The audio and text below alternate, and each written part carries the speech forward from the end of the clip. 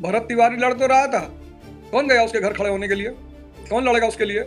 जिस तरह से कोरोना के काल में उस लड़के ने अपनी शरीर को दान देने के लिए कहा प्रधानमंत्री से, शहीद भरत तिवारी, तो कहता है क्रांति की शुरुआत ऐसे ही होगी। और जो दूरदर्शी लोग हैं वो मेरे कदम को समझ रहे हैं, लेकिन वो ये नहीं जानता था कि इस देश में दूरदर्शिता है कहां। नेता बदमाश चुनो तुम, नेता अपराधी चुनो तुम, नेता दलाल चुनो तुम, नेता सामंत चुनो तुम, और लड़े कोई और। तुमने चुना है, तुम ही को लड़ना पड़ेगा। जय हिंद फ्रेंड्स।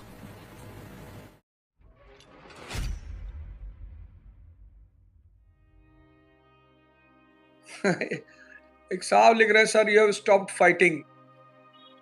भरत तिवारी लड़ तो रहा था, कौन गया उसके घर खड़े होने के लिए? कौन लड़ेगा उसके लिए? जिस तरह से कोरोना के काल में उस लड़के ने अपनी शरीर को दान देने के लिए कहा प्रधानमंत्री से, नेता बदमाश चुनो तुम, नेता अपराधी चुनो तुम, नेता दलाल चुनो तुम, नेता सामंत चुनो तुम, और लड़े कोई और। तुमने चुना है, तुम ही को लड़ना पड़ेगा, और लड़ने की जरूरत ही नहीं है। प्रजातांत्रिक देशों में लड़ने की जरूरत ही नहीं है। सही आदमी को वोट दे दो, एपीजे कलाम की तरह, अटल बिहारी वाजपेयी की तरह, लाल बहादुर शास्त्री जी की तरह, अब्दुल कलाम की तरह, डॉक्टर अंबेडकर की तरह, राम मनोहर लोहिया की तरह। ऐसे लोगों को वोट दे दो, बस देश सुधर जाएगा। कुछ करना ही नहीं तुम्हें। तुम्हें सिर्फ एक काम करना है, अपने लोगों को जगाना है।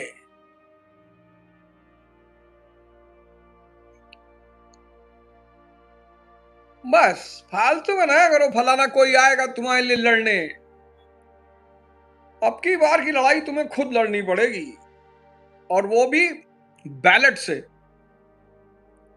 वो बेचारा भरत तिवारी जवनिया गांव के लिए, उन्हां के लोगों के अधिकारों के लिए, कि भाई बाढ़ से गांव था यह खराब हो चुका है, लोग परेशान हैं, नेताओं की जवाबदेही होनी चाहिए, अधिकारियों की जवाबदेही होनी चाहिए। कितनी अच्छी बात है।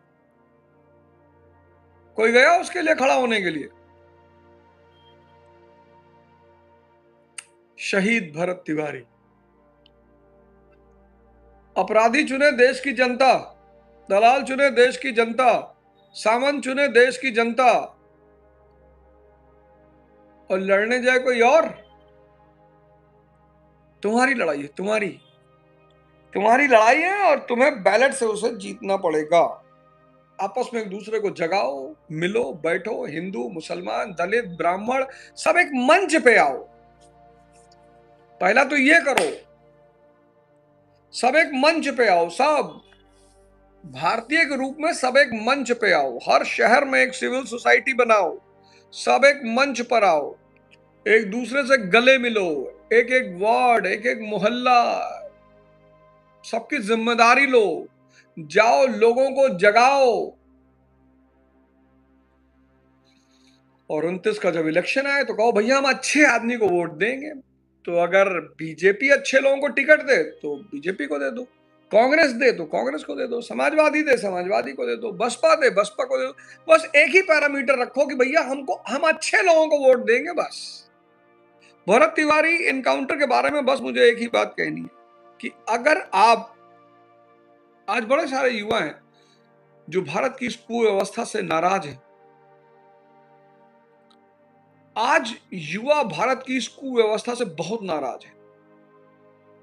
उसके पास नेतृत्व नहीं है, उसके पास विजन नहीं है, उसके पास विचारधारा नहीं है। भरत तिवारी ऐसा ही एक नौजवान था जो कुव्यवस्था से बहुत परेशान था। अब जिस गांव का मुद्दा उसने उठाया, जानवी गांव का मुद्दा जो उसने उठाया, वो बाढ़ में वो गांव तबाह हो गया था। उसने सरकार से कहा कि इस गांव को बसाओ, फिर से मिट्टी पाटो कि दोबारा बाढ़ आए तो मृत्यु ना हो लोगों की। क्या गलत कह रहा था? कोरोना के टाइम में भरत तिवारी ने अपनी शरीर दान करने की बात कह दी। कोरोना के टाइम में भरत तिवारी, राष्ट्रवादिता उसके दिमाग में घुस चुकी थी, और बहुत बुरी तरह, और कुव्यवस्था से एक परेशान व्यक्ति जिसको समझ में नहीं आता रहा था कि क्या करें। वो कहता है क्रांति की शुरुआत ऐसे ही होगी, और जो दूरदर्शी लोग हैं वो मेरे कदम को समझ रहे होंगे। लेकिन वो ये नहीं जानता था कि इस देश में दूरदर्शिता है कहां। जिनका जीवन अच्छा चल रहा है वो सोच रहे हैं मेरा जीवन थोड़ी खराब है, जिनका खराब है वो लड़े। जिनके जीवन में कोई समस्या नहीं है भारत में, वो लोग सोचते हैं मेरा जीवन थोड़ी खराब है, जिसका खराब है वो लड़े, मैं क्यों जाऊं। पहली बात। दूसरी बात, जातिवादिता सांप्रदायिकता ने लोगों को बांट रखा है। कोई किसी के लिए लड़ना नहीं चाहता। जिस दिन इस देश में बाढ़ आएगी, बाढ़, भयंकर बाढ़, पूरे देश में बाढ़। एक गांव में बाढ़ आई, तो जब गांव में बाढ़ आई तो उस गांव के हिंदू, मुसलमान, ब्राह्मण, दलित सब मंदिर के छत पर जाकर इकट्ठे होकर बैठ गए। यानी जब तक इस देश के लोगों के सामने सामूहिक संकट नहीं आएगा, तब तक ये देश के लोग एक नहीं होंगे।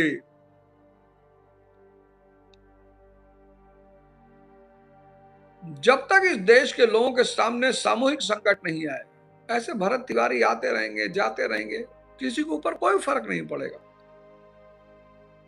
बेचारा मर गया, उसके माँ बाप अनाथ हो गए। भावुक आदमी था, उत्तेजना थी, भावुकता थी, अपने देश को सुधारना चाहता था, अपने समाज को व्यवस्थित करना चाहता था। दरअसल इस देश की आबादी इतनी ज्यादा है और भ्रष्टाचार चरम पे। मैं बताऊं, आज से 1 साल या 2 साल पहले, शायद 2 साल पहले, दिल्ली के राजेंद्र नगर में एक बेसमेंट में लाइब्रेरी थी, राव आईएएस की। बारिश के समय वहां पानी भर गया और 3 बच्चे मर गए। हालांकि उस पूरी घटना में मुझे ही घसीटा गया और बड़े वादे किए गए और बच्चों के कमरे सुधारे जाएंगे और बच्चों का रहना सुधारा जाएगा और न जाने क्या क्या, बेसमेंट सब लॉक कर दिए जाएंगे, सब सील कर दिए जाएंगे, कोई बेसमेंट नहीं चलेगा।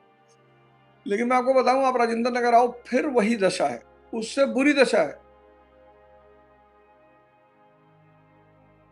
कितने राजनीतिक आए, कितने अधिकारी आए, कितने लोग आए, कितनी आश्वासन, कितना, कुछ नहीं हुआ। उसकी वजह सिर्फ इतना है, 2 बातें हैं। एक तो जनसंख्या बहुत ज्यादा है और दूसरा भ्रष्टाचार। और भ्रष्टाचार ऊंचाई पे है।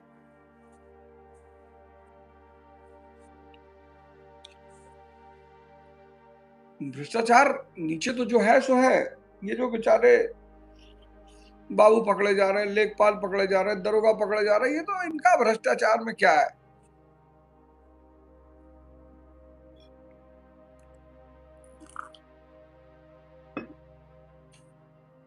इनका भ्रष्टाचार से क्या लेना देना।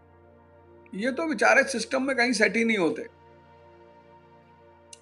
कि आज घूस लेते हुए इसको पकड़ लिया, आज घूस लेते हुए बाबू को पकड़ लिया, आज लेखपाल को पकड़ लिया, दरोगा को पकड़, उससे कुछ नहीं होगा।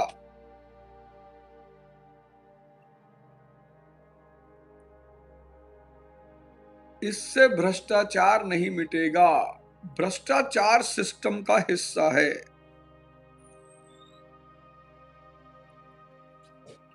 मैंने कहा ना, शायद आपने ध्यान नहीं दिया, मैंने किसी शो में कहा कि इस देश के ठेकेदार, सामंत, अपराधी नेताओं के साथ रहे, तो नेताओं के साथ मिलकर उनको सरकार का सिस्टम समझ में आ गया।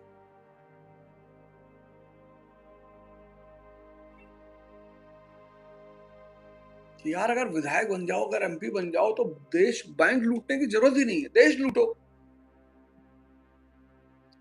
कमाओ अरबों रुपए। तो अपराधी को लगा, सामंत को लगा, ठेकेदार को लगा कि हम जीतेंगे कैसे यार। ना हमें बोलना आता है, ना हमें, हमारा रिपोर्ट ऐसे खराब है, हम जीतेंगे कैसे। अरे बोले चिंता ना करो ना, डिवाइड एंड रूल, हम बांट देंगे इनको। और बुरी तरह बांट देंगे, इतनी बुरी तरह बांट देंगे कि इसी देश में हिंदू मुसलमान एक दूसरे को देखकर नफरत करेगा, दलित ब्राह्मण एक दूसरे को देख के नफरत करेगा। और एक बार लोगों के मन में नफरत पैदा कर ले जाओ,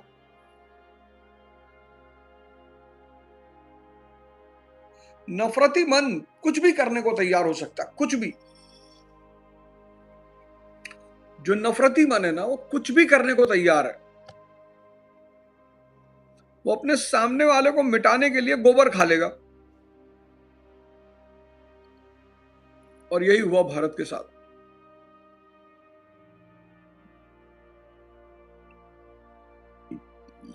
नहीं तो ये इतनी प्यारी व्यवस्था है प्रजातंत्र की, जहां जनता को सारे अधिकार हैं, जनता राजा है। बहुत प्यारी व्यवस्था है। जनता चाहे तो लोगों को अपने इशारों पे नचाए, जनता चाहे तो नेताओं को अपने इशारों पे नचाए, लेकिन जनता बेहोश है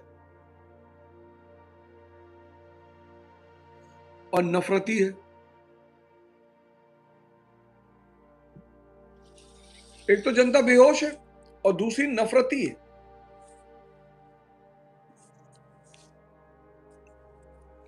खैर, लोगों ने बेटा ओशो को भी कहा था कि ओशो बेकार की बातें करता है।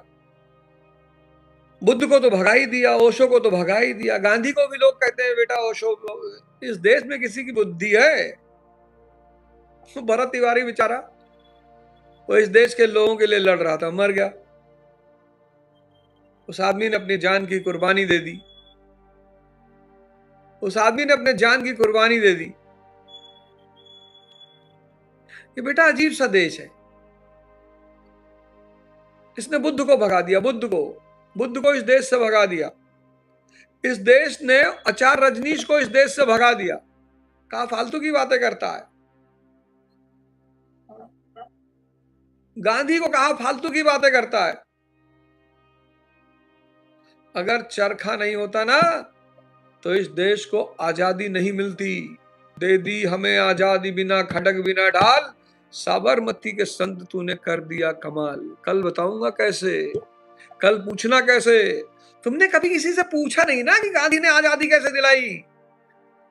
गांधी का सूत्र इतना प्यारा है कि अगर आज तुम लगा दो तो आज भी भारत को आजादी मिल जाए। ये लेवाई सोवाई सब भाग जाए देश छोड़ के,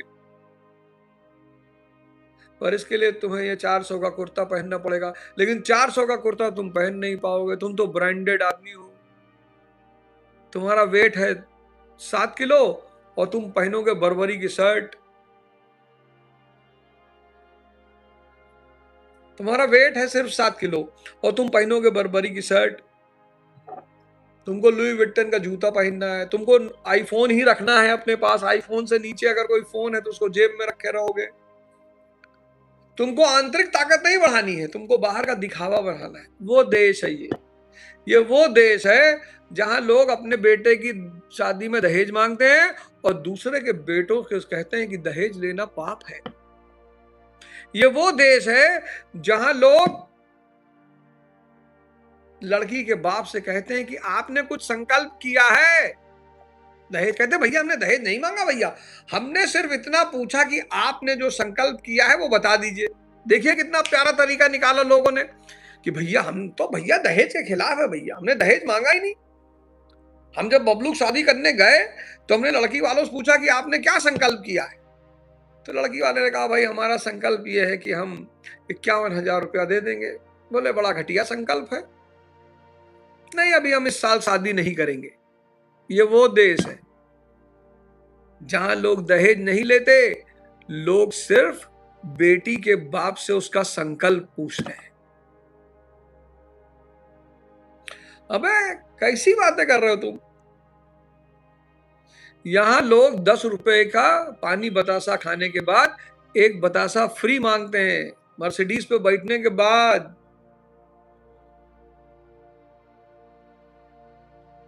अरबपति आदमी को भी सब्जी वाला धनिया अगर नहीं देगा तो उस अरबपति आदमी को लगेगा कि सब्जी वाले ने मुझे बेवकूफ बना दिया।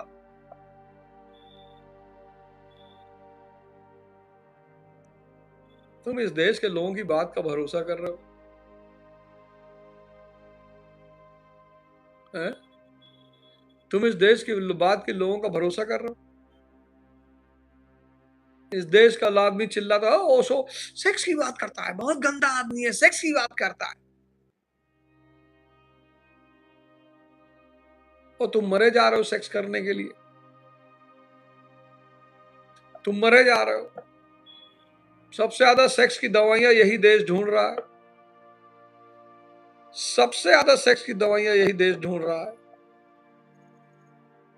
और बाहर इतना संस्कारी बनेगा, इतना अच्छा बनेगा कि अरे बाप रे बाप। खैर, कोई बात नहीं।